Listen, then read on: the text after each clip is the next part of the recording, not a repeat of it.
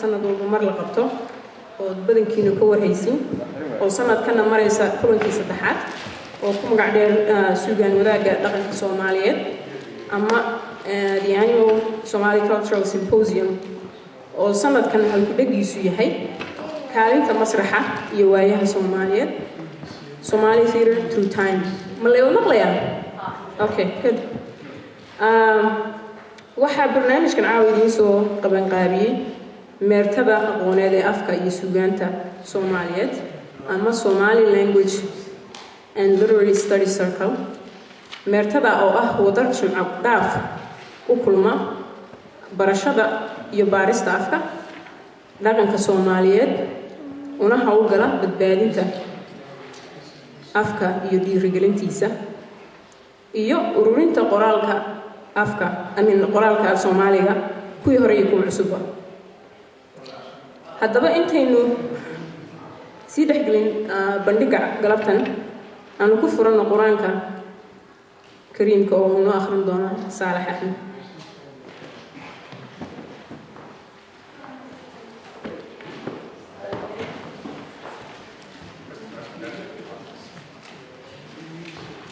أعوذ بالله من الشيطان الرجيم بسم الله الرحمن الرحيم قل هو الله أحد الله الصمد لم يلد ولم يولد ولم يكن له كفوا أحد صدق الله العظيم حتى عاوة waxaan sheegnaa meertadani waxay qabataa laba kuna sanadle oo joogta kulanka koowaad waa 22ka bisha labaad sanad walba oo ah maalinta afka hooyo ay u qabatay ururka UNESCO ee caalamiga ah waxaana nala wadaaga ururka qalinleyda Soomaaliyeed oo ah Somali Band oo ka socda caawininka laga anwar ka fadhiya munaasabada labaad waa tan quruxda badan ee caawankan aynu doo fadhino oo kolba ku qaadan dhigno حاجة أما موقع كميدا مسرح يسوع الصومالي هذا بقى عاو حاجين ده الدنيا برامج كا لبضة يدا بقنا هنا ولا في عين قفكم السوق الشجو لو حيوان ده الدنيا الصحراء عبد الله جامع سيدو فلان عبد الرحمن محمود موسى هذا بقى محي مسرح أي السويدي ومحي مسرح مدار لقلا متشلال لداودا مدربان لطوبه إيو دي أول عد كسيبا ومحي مسرحو موابري أو ورق بافين ساعة ما يفتينو إلو فري ساعة ما معالي الفصل كيكو يرادا ما أبوان درين كيسا ما أمر صودقا ما أهين إيو أركتبا ومحي مسرحو موابري أو ورق بافين ساعة أوكي ما يفتين أوكي تمام ما متأجلو هلا هوا ما متأجلو مرتين كده بولنبا ما درين لكعنا يا ما من دم لو اللي يها مثل موايها شراء يسالاشا بحبا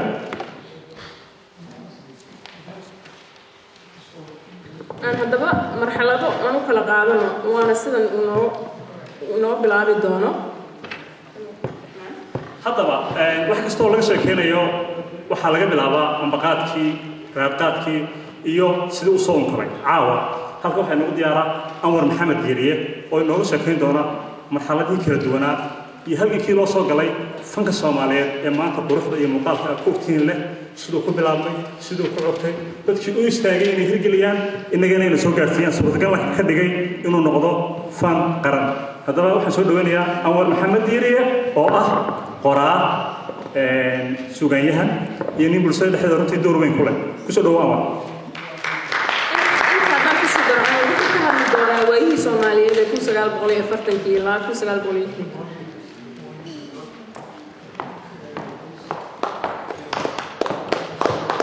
السلام عليكم ورحمة الله وبركاته دمانتين وسلامتين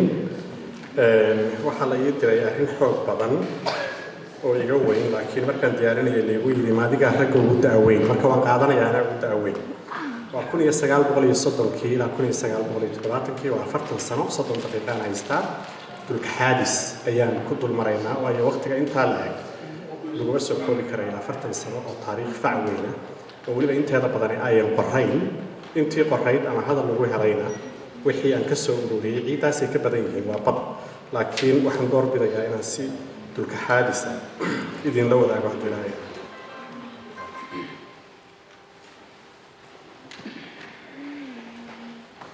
haddii ay farsamadu xumaato waxa weeye waxaa ka mas-uula saalax iyo ragga halkaa fadhiya anigu kuwa ficli farsamada laakiin waan dadaalayaa inaan badbadasho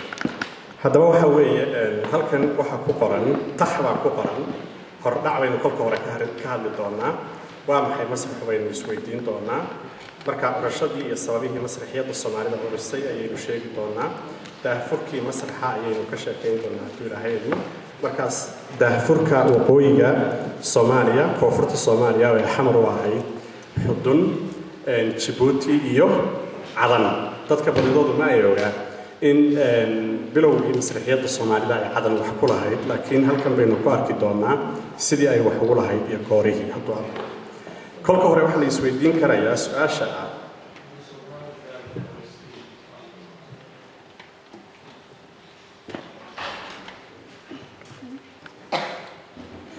kolka hore waxaan isweydiin karnaa su-aasha ah waa mahadsanyahay saalax horta masraxow maxaa tahay masrax iyo masraxiyad se isku mid baa mise way kala duwan yihiin masraxu dhowr siyood ayaa loo qeexi karayaa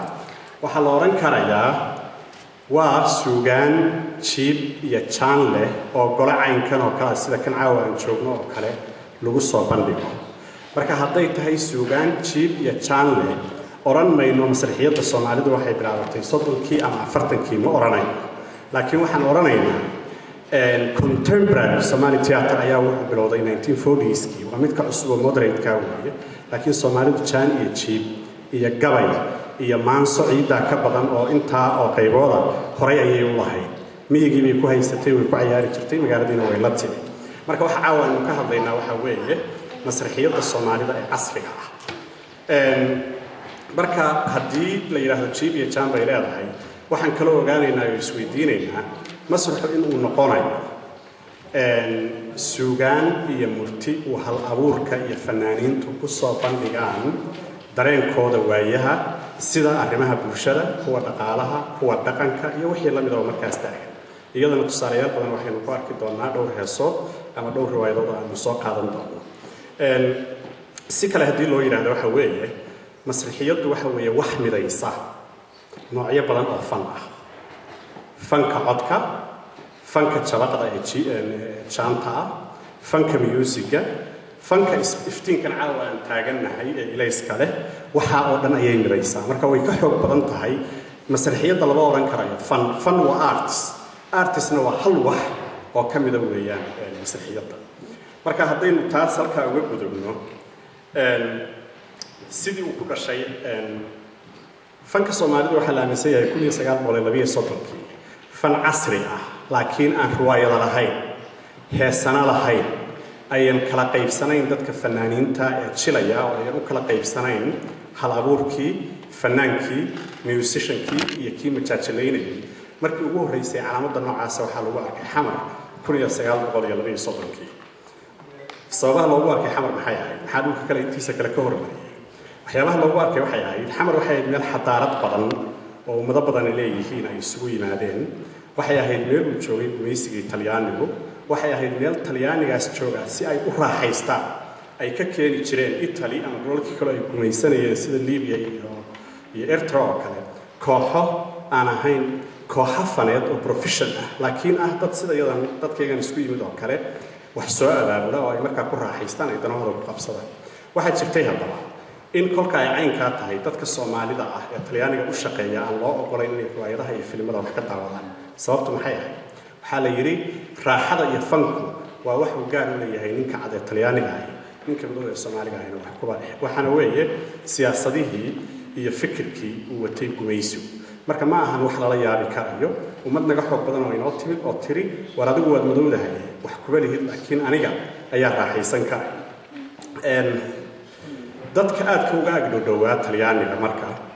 waxa kamid ahaa dadkii u shaqeyn jiray iyaga shaqooyinka kala duwan u qaban jiray ama cuntada u karin jiray ama waardiyaha u ahaa ama wax kale dadkaas waxa jirtay afartan iyo lixdii ama afartan iyo afartii xilli loo malaynaya waxaanu socdaa soddon iyo saddexdii kun iyo sagaal boqol iyo soddon iyo saddexdii in ay koox kala yimaadeen talyaaniga Asmara marka Faadma Qaasim Hilowle oo aynu naqaan oo hadda heesaga Soomaalida kuwa ugu horeeya ka mid ah Banaadirga aabaheed ayaa ka mid ah dadka halka ka shaqeyn jiray waxaa kaloo ka mid ah sida ay taariikhdu sheegto in la yiraahdo Cali Maleexaan la adaha bedelinina oo meel kale ha u qaadinina laakiin waa Cali Maleexaan marka raggaasi waxay fursad u heleen in uu adeegsado oo ay adeegsadaan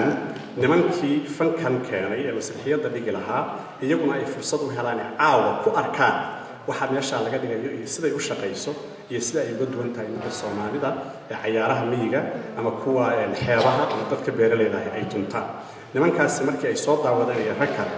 waxay la soo noqdeen fikir oranaya oo inaga maxaa noo diiday in aynu teena ka dhigno wax casri ah marka xamar waxay sameeyeen wixii ugu horeeyay Israa'iil waxay ahayd buugaag ay akhristeen oo Carabi ku qornaa riwaayadihii ku yaalay ama sheekooyinkii ku yaalay ayay intay waxoogaa Carabi xafideen bay dhalinyaradu intay qololka soo xirtaan xamar weyne ayay iyagoo aan kala qaybsanayn oo aan lahayn jaajilaystay iyo qof waxa lifay midna ayay isdhaafsan jireen iyagoo u matalaya wixii ay ku soo arkeen dadkii cadcad ay iyaga martida u ahaa ee gumaysanayay marka horta wixii ugu horeeyay ee la yiraahdo waa la isku dayay halkaas ay ka bilaabantay waqooyiga kolkaynu u kacno 1944 ama 40kiiba wixii ka dambeeyay waxa ka soo baxay nin Soomaaliyeed oo Ilaahay u naxariistay la oran jiray Cabdisinamo ama Cabdideeqsi Cabdideeqsi wuxuu ahaa wad darawal baabuurta wada ayuu ahaa wuxuu u kala gooshi jiray ilaa Boorame ilaa Djibouti xaggaas xilliyada ka mid ah ayaa Cabdideeqsi wuxuu ahaa darawal wanaagsan wuxuu ahaa makaanig wanaagsan oo gaarigiisa ku filan laakiin aan dadka kala gawaarida u sameyn oo ay meel u furnayn maalmaha ka mid ah safaradiisa isagoo ku jira gaariga meel dhexda uga jabay markii uu ka jabay ayuu marka wuxuu isku dayay inuu hagaajiyo kalsooni badan uu qabay inuu gaarigiisa hagaajin karo laba cisho ka bacdi markii gaarigii uu hagaajin waayay ayna la socdeen dadkii rakaabka ahaa ee waday ayuu eraya ka yimaadeen Cabdi wuxuu yiri balwoy hooy balwoy wax ibaleeyay mooyaane hooy balwoy wax ibaleeyay baabuur wixii ugu horeeyay la yiraahdo marka masraxiyadda Soomaalida iyo sida waxna qaaday waxa loo bixiyay balwo markii uu ku soo noqday Boorame wuxuu samaystay dad Soomaaliyeed oo rag iyo dumar bale dadkaas Soomaaliyeed ay markaa waxay sameyn jireen intay qolal fariistaan ayay wax ka duwan ciyaaraheena caadiga ah ay la sameyn jireen waxaana la yiri xilligii balwada ayaa la oran jiray taba waxa dhacday xilli loo malaynayo 46 ilaa 47 ayaa waxa aad u dhibsaday wadaadadii dugsiyada iyo malcamadaha ayaa waxay aad u dhibsadeen balwadii wiilasha iyo gabdhaha isku imanaya wada fariisanaya oo markaas waxaan bulshada lagu aqoon wada qaadaya wadaadadu way ogaayeen wiilasha iyo gabdhuhu intay isku yimaadaan oo laba saf kala galaan inay ciyaar Soomaali ciyaaraan laakiin inta badan iskuba ay ogeyn mana ayan aqoon in wiilasha iyo gabdhuhu intay isku yimaadaan ay qol wada fariistaan oo wax aan la garanayn oo jabad kala leh ay wada qaadaan aad bay ugu kaceen way dhagaxiyeen magacyo qaab daran bay u bixiyeen waxay ku sigteen magaalada inay ka saaraan marka waxa la yiri xilliyada ka mid ah ayay iyaga oo hawsha ku dhex jira ayaa waxa ogaaday baa nin Suudaani ah oo dawladda Ingiriisiga u shaqeynayay gumaysiga Ingiriisiga oo ninkaas sida la sheegay kabankana waa tuwi jiray iyo musiga Suudaaniga oo dabcan aad u horeeyayna waxbuu ka yaqaanay wuxuu arkay dadkii oo lagu meegaarsan yahay oo dhagaxyeen iyo sarahay ku jireen kiiba markaas wuxuu u tagay baalii governorkii xukumayay waqooyiga markaas oo Hargeysa ay xarunta u ahayd iyo gudoomiyihii degmada Boorame wuxuu u sheegay in ay jiraan dad wax ajaa'ib ah wada oo masraxiyad uu yeeray ama theatrical music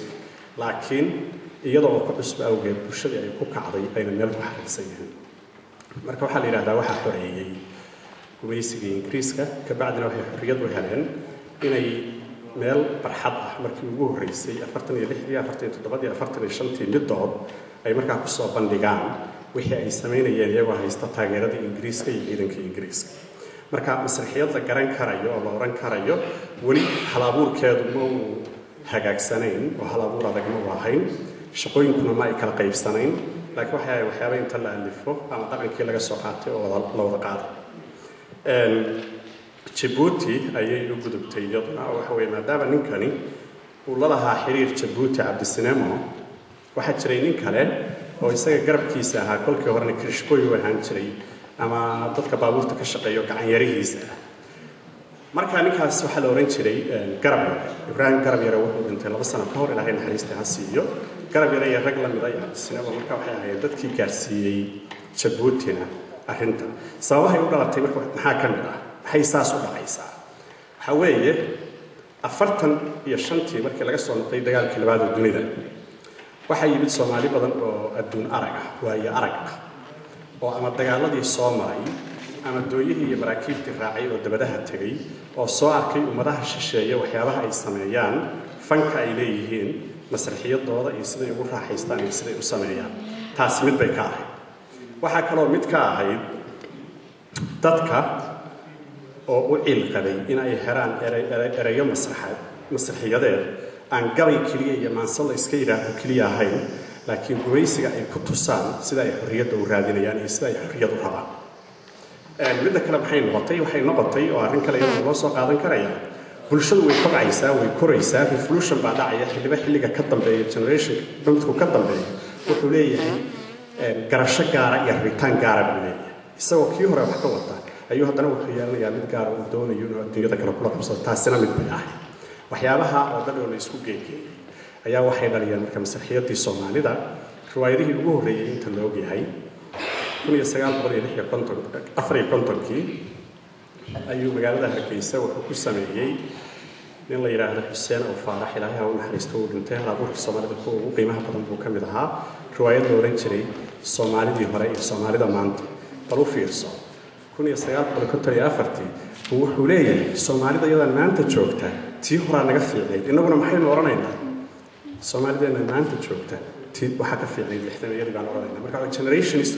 sida mar walba ay u qabaan midii ka horeysay inay wax kala tagtay ay wax u reebeen ninkaasi ilaa 56 ilaa 60kii waxa uu sameeyay ilaa 4 riwaayad la yiraahdo Isaseeg iyo 2 riwaayadood oo kale riwaayadihiisu dhan waxay ku saabsanayeen wax xorriyadda ka hadlaya gumaysi nacaybka iyo xorriyadda intii aanu Xuseen riwaayadaha sameeyay oo dhan ardaydii iskuulada ee waqooyi waxay ahaayeen dadkii iyaguna ugu horeeyay oo u noqday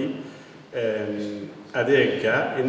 masraxiyad Soomaaliyeed oo casri ah ay timaado oo arday iskuul bay dhigtaan xadaarad bay leeyihiin waxaan bulshada inteeda kale ogeyn bay og yihiin marka iyaguna waxa weeye sheekooyinka ay ka akhriyaan buugtii Carabeed ayay matali jireen sidii masraxiyad oo kale halkan oo kale ama kalaaska dhexdiisa la yimaadaan bay matali jireen Carabi bay ku matali jireen waxa jirtay in Ingiriis oo baadariya oo joogi jiray cadan uu markaa niman Soomaaliyeed oo reer cadmeed uu ku yiri war inta aad Carabiga ku matalaysaan waxa idinkaga fiican afkiina waayo wax walba oo xadaarada cusub marka la helo haddaan afkaagu la qabsan hadhow xataa af ahaan eray uga helaysa marka waxay imika intay goor tahay aad waqtiga haysataan af Soomaaliga hawshan cusub oo aad bilowdeen waa inaad ku wadaan sida la aaminsan yahay marka ay sameeyaan Xuseen oo Faarax iyo riwaayaduhu waxay ogaayeen hadalka noocaas oo ragga cadan joogay si ay u soo gudbiyeen marka ardayduna iyo macallimiintuna waxay ahaayeen tiir muhiim ah oo dhalashadii masraxiyadda Soomaalida qayb weyn ka qaatay kolkaynu cadan tago 2 sano ka bacdi marka uu Xuseen sameeynayo Allah u naxariistay riwaayadaha waxa cadan ku sugnaa rag Soomaaliyeed oo waagii dambe halabuur la yaqaan caan Soomaaliya ka noqday waxa kamid ah Hadraawi aynu naqaano Maxamed Ibrahim Sameeh Hadraawi waxa kamid ah nin la yiraahdo Maxamed Jaamac Umar Ilka Case oo sanad ka hor ama haday inay ka yartaaba laga yaabaa diyaarad korkeed ku geeriyooday isagoo maraya Chicago korkeed Allah u naxariisto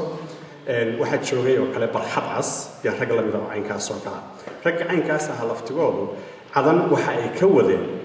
maadaama cadan uu ka furnaa radio-ga cadan baa ka furnaa radio-gaas wuxuu ku hadli jiray 3 af Carabiga Ingiriisiga iyo Soomaaliga raggaas waxay sheegeen in marka ay soo galayaan Carabiga iyo Ingiriisigu music iyo wax la mid ah iyo heeso ay ku bilaabmi jireen Soomaalidu markuu soo galana gabay baa ku bilaabmi jiray hooyaale raggaas marka waxay yidhahdeen waa annaga maxaa naga qadiyey inaan xadaaradda tan wax ka qaadano oo inaguna noqono dad masraxiyad leh oo heeso iyo music samaysan karaya raggaas riwaayadaha la xasuusto 1956 riwaayad la yidhaahdo taamilo ayuu ilka casahan iminka dhintay aan idiin sheegaya allaha u naxariistay wuxuu ku sameeyey magaalada cadmeed ilka case waxa uu yidhi xilli aan waraysi la yeelanay markii anigu aan riwaayadda samaynayay moodi mayn qof Soomaaliyeed oo iga horreeyay oo riwaayad sameeyay riwaayadda leh majaajiladii heesihii leh hasaawihii kale oo riwaayadda dhex yaalayna leh musicna lagu tumayo sida uu sheegay ilka case waxa music u tumayay riwaayadiisa kaban baa lagu tumayay iyo darbuugad ama boongaha waxaynu u naqaano daf bahal yar oo saan loo garaaco xaggan laga soo garaaco iyo foori marka wuxuu sheegay taa ugu horreysay in lagu tumayay darbuugadda iyo kaban uuna tumayay oo dadka u sameeyey nin la yidhaahdo xudaydi oo lagu magacaabo aabbaha kabanka Soomaaliya uu nool yahay iminka waa nin weyn London buu joogaa marka riwaayadaasi waa inagii niri riwaayad masraxiyadu waxay ka hadashaa waayaha dadka dhaqan dhaqaale siyaasad iyo hadba wixii taagan isagu reer berberu ahaa berberu ku dhashay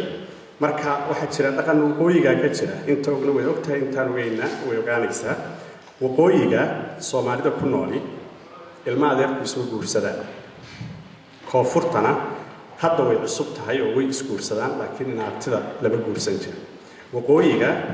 inaabtiga ayaa loo guursan jiray koonfurtana in adeerka aad loo guursan jiray marka ilkaas wuxuu leeyahay aniga oo taa ka duulaya oo isle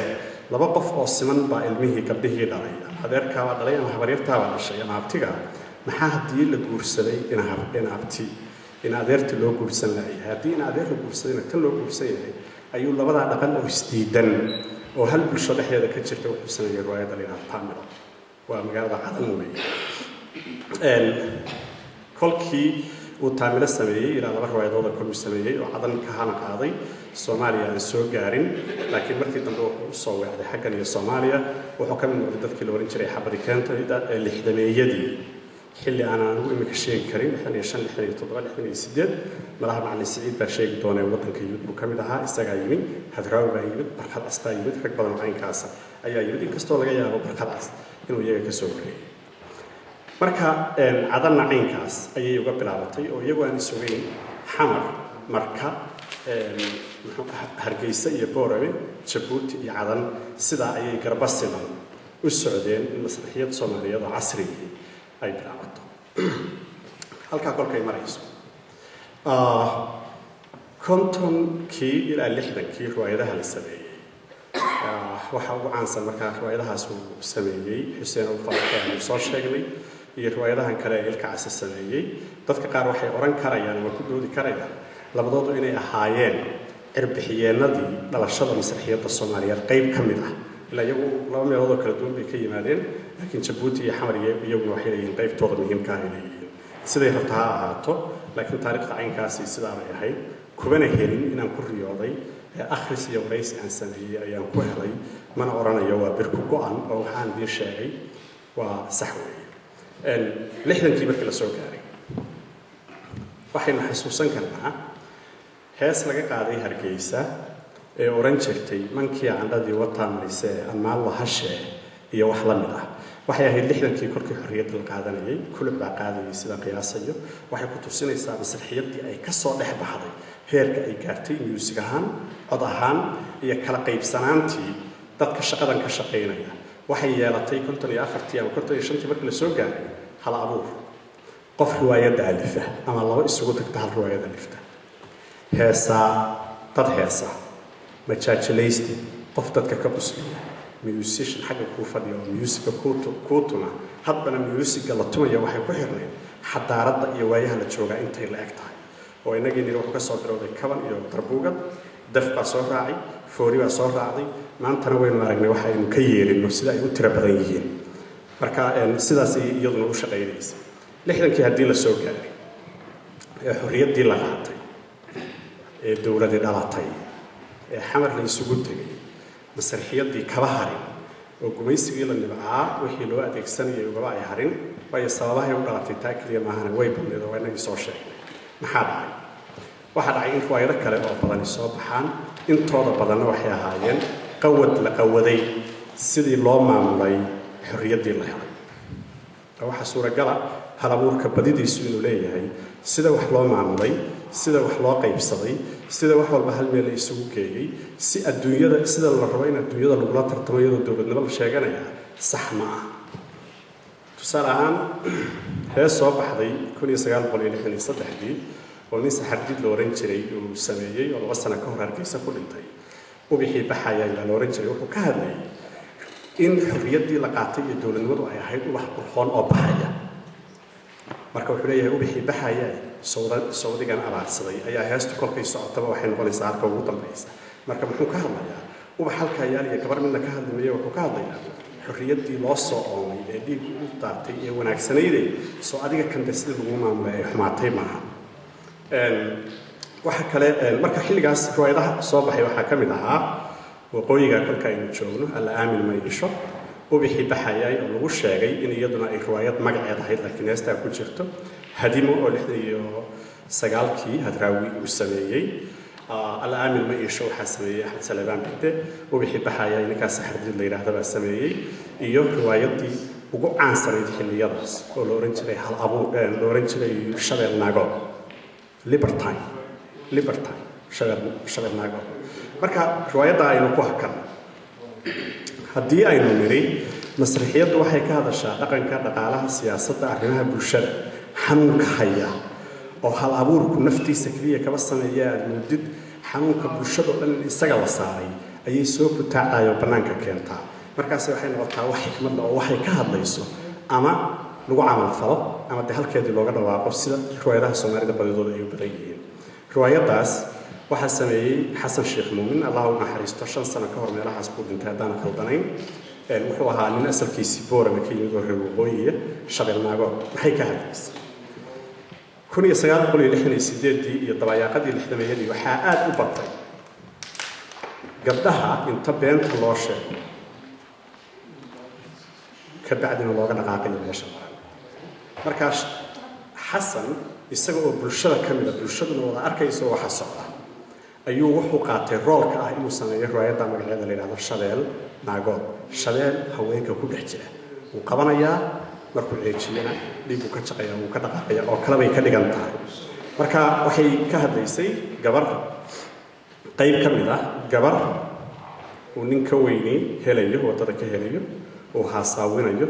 uu lacag iyo wax tusayo uu leeyahay waan ku jeclahay uu u geysanayo qaadibeenaad suuqa jooga markuu qaadibeenaadkaas u geysto ayuu ku meherinayaa meher jirana maaha markuu meheriyo